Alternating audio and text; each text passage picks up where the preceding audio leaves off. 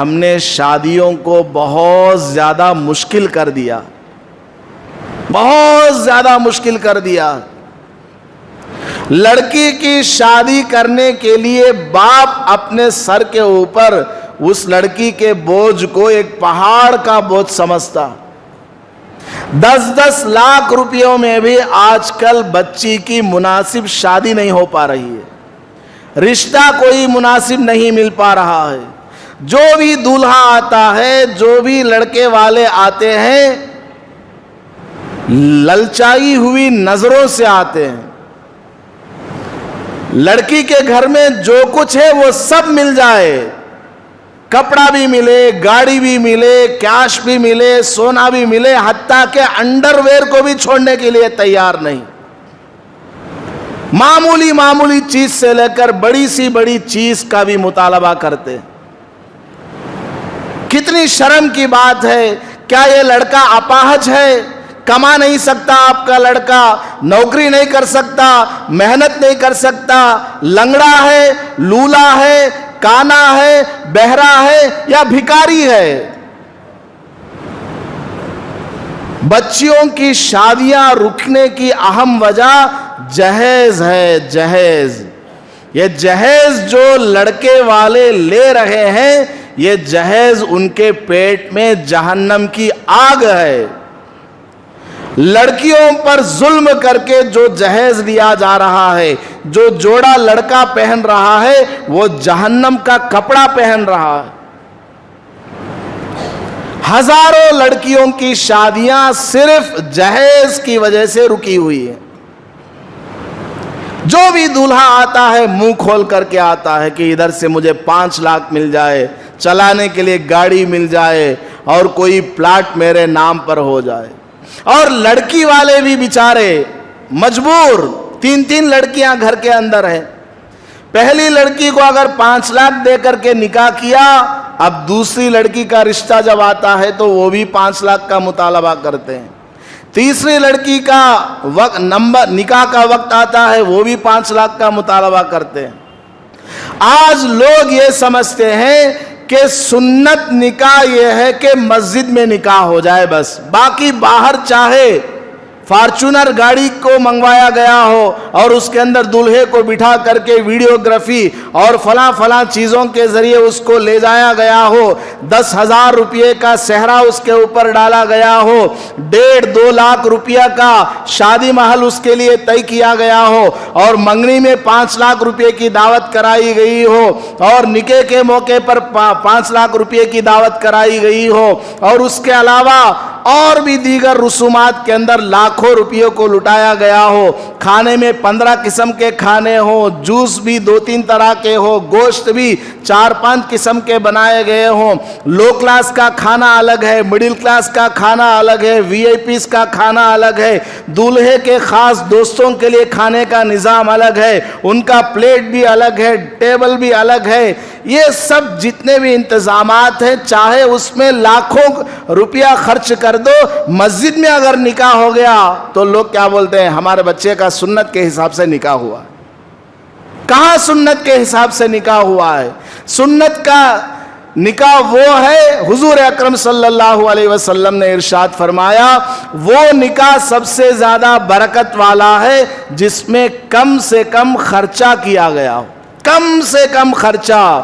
اور آپ کو ایک بات بتاؤں، شاید آپ یقین نہیں کریں گے، آپ یقین اس لیے نہیں کریں گے کہ میری غلطی ہے، مولوی کی غلطی ہے، علماء کی غلطی ہے کہ آپ کو وہ باتیں نہیں بتائی گئی، مسجد کے ذمہ داروں کی غلطی ہے کہ انہوں نے مولوی صاحب کو دین کی صحیح بات بیان کرنے سے روک دیا، پابندی لگا دی۔ حضرت تمہیں ہمارے مسجد میں امام رہنا گا تو شراب کے بارے میں بولنا نہیں، جہیز کے بارے میں بولنا نہیں، سود کے بارے میں بولنا نہیں، فلاں رسم کے بارے میں بولنا نہیں۔ ایسا رہا تو تمہیں امام رہو، ورنہ نہیں۔ ہو رہا کہ نہیں ہو رہا ہے؟ یا تو ذمہ داروں کی طرف سے جبر ہے، ان کی طرف سے اعتراضات ہیں، یا خود مولوی کے اندر کمی ہے کہ وہ بیان نہیں کرتا۔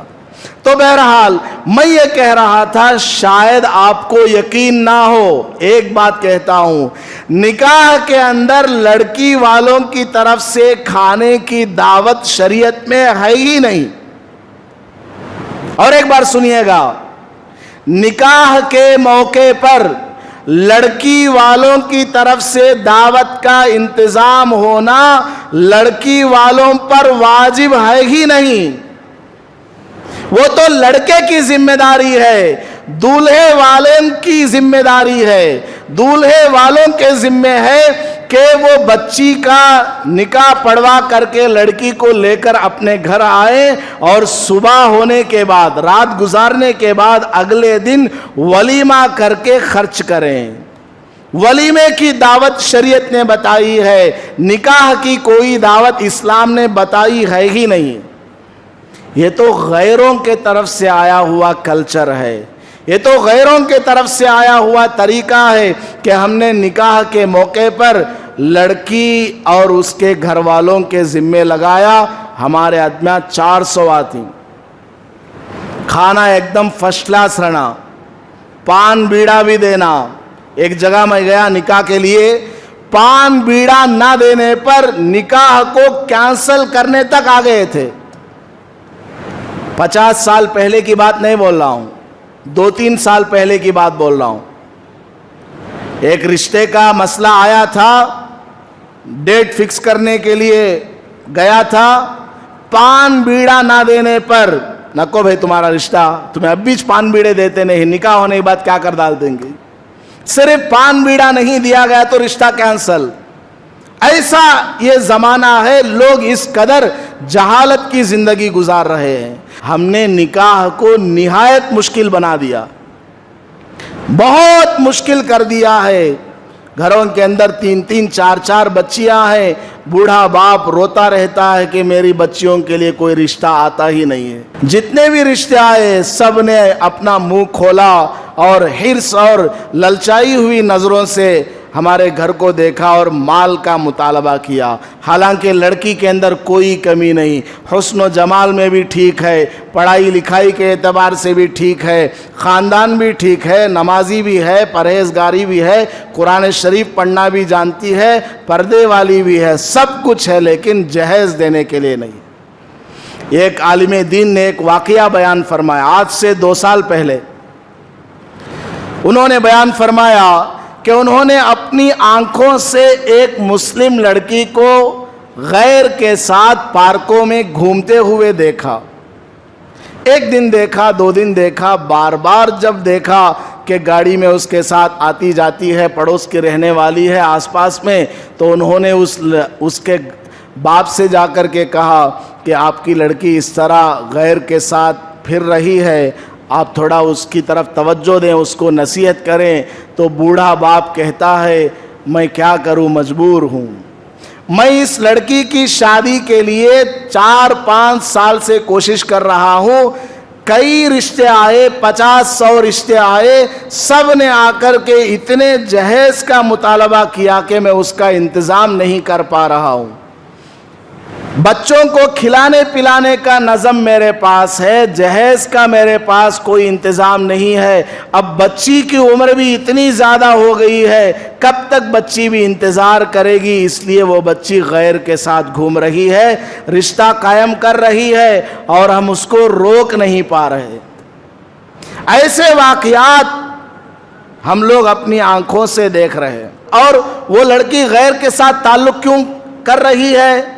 وہ اس لیے کر رہی ہے کہ کوئی مسلمان نوجوان اس کو ہاتھ بٹانے کے لیے تیار نہیں، جو بھی رشتہ آتا ہے وہ جہیز مانگتا ہے۔ دوسری طرف ہمارے نوجوان بڑے جوشیلے، سوشل میڈیا پر کوئی فوٹو آ جائے کہ ایک مسلمان بہن غیر مسلم کے ساتھ جا رہی ہے، जोश में आ जाते हैं। व्हाट्सएप ग्रुप में जितने भी उसके ताल्लुक वाले हैं, एक बटन दबाया 20,000 आदमी के पास वो मैसेज पहुंच गया, फेसबुक में भी पहुंच गया, ट्विटर में भी और इंस्टाग्राम में भी पहुंचा दिया।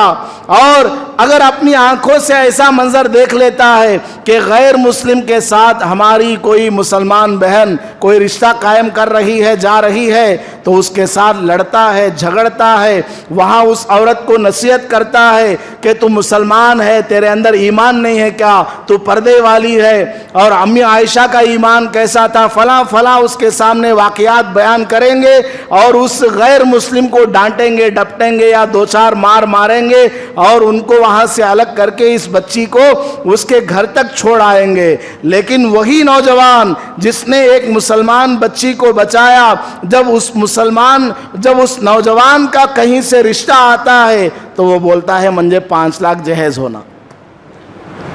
अब कहां गई तुम्हारी ईमानी गैरत? अब तुम काफिर हो गए क्या? अब तुम पहले मुसलमान थे, अब क्या बन गए? अब कहां गया तुम्हारा ईमान? अब कहां गई तुम्हारी नसीहत? हमारी खुद की कमी है कि हमारी बच्चियां गैरों की तरफ माइल हो रही हैं।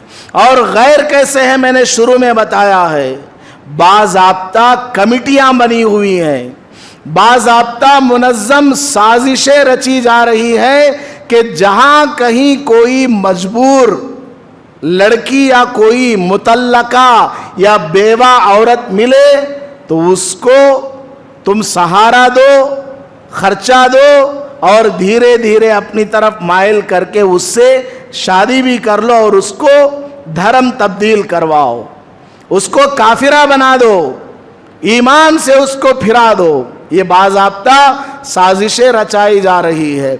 बल्कि ऐसे वाक़यात भी देखने को मिले कि हमारी मुस्लिम लड़की को गैर मुस्लिम ने अपने जाल में फंसाया मोहब्बत के बहाने, फिर वो उसके साथ गई, बाद में उसका बुरा हशर कर दिया। उस एक लड़की के साथ कई उस गैर मुस्लिम नौजवानों ने मिलकर के मुकाला किया, बिलाखिर वो लड़की खुदकुशी करने पर आमादा हो गई। तो बुजुर्गों और दोस्तों, सिर्फ दाढ़ी रख लेने से, टोपी रख लेने से, जुब्बा पैजामा पहन लेने से और नमाज पढ़ लेने से, मस्जिद में 100 रुपये का चंदा दे देने से हम अल्लाह के गिरफ्त से नहीं बच पाएंगे।